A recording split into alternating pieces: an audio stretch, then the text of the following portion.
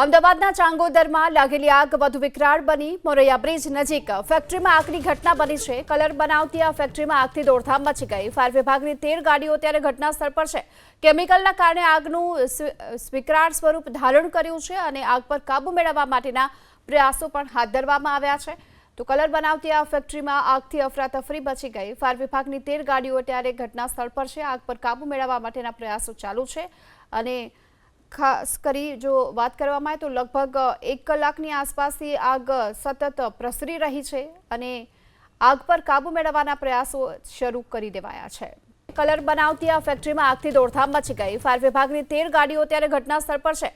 કેમિકલના કારણે આગનું વિકરાળ સ્વરૂપ ધારણ કર્યું છે અને આગ પર કાબુ મેળવવા માટેના પ્રયાસો પણ હાથ ધરવામાં આવ્યા છે. તો કલર બનાવતી આ ફેક્ટરીમાં આગથી અફરાતફરી મચી ગઈ. ફાયર વિભાગની 13 ગાડીઓ ત્યારે ઘટના સ્થળ પર છે. આગ પર કાબુ મેળવવા માટેના પ્રયાસો ચાલુ છે અને ખાસ કરી જો વાત કરવામાં આવે તો લગભગ 1 કલાકની આસપાસથી આગ સતત પ્રસરી રહી છે અને આગ પર કાબુ મેળવવાના પ્રયાસો શરૂ કરી દેવાયા છે.